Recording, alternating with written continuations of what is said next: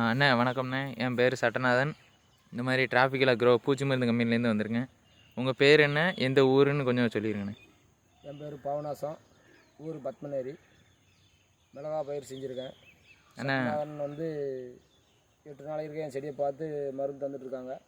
அவங்க பேச்சுப்படி தான் அப்போ கேட்டுட்ருக்கான். மிளகா பயிருக்கு நாசா அப்படின்னு ஒரு நுண்ணூட்ட மருந்து தந்து போட சொன்னாங்க. நாசாவோட ரிசல்ட் இப்போ நல்லா இருக்குது. காய் ஷைனிங் இருக்குது, வெயிட் இருக்குது. சரிண்ணே. சரி, செடியோட வளர்ச்சி எல்லாமே நல்லா ஆரோக்கியமாக இருக்குது. 10 வேர்கள் இருக்குது. சரிண்ணே. சரி, இதுக்கு முன்னாடி நாசா போடல. இந்த இதில் நாசா போடல. நாசா பற்றி ஒரு நல்ல ரிசல்ட் தெரியுது. சரி சரி சரி. நாசா போடுறதுனால அந்த இருப்பு நல்ல மகசூல் நல்லாயிருக்கு. சரிண்ணே. இதே போல் நெல் பயித்துக்கும் போட சொன்னாங்க. நெல் பயித்துக்கு எத்தனை பக்கம்னே போட்டீங்க? 25 நாளில் நெல் பயிர் 25 நாளுக்குள்ளே போட்டீங்க. முதல்ல ஒரு அது போட்டதுனால உங்களுக்கு ரிசல்ட் எப்படின்னா இருக்குது? நாசா போட்டதுனால நெல் பயிர் வந்து தூர் வந்து கொஞ்சம் சைஸ் பெருசாக இருக்குது. சரிண்ணே. சரி சரி. இப்போ நெல் பயிரும் கரு வந்துருச்சு.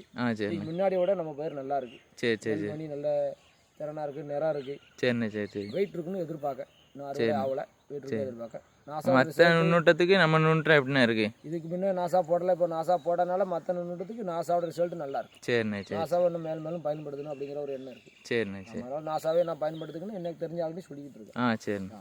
சரி. ரொம்ப நாசா ரிசல்ட் ரொம்ப நல்லா இருக்கு. சரிண்ணே. நாசா பயன்படுத்துங்க எல்லாருமே. சரிண்ணே.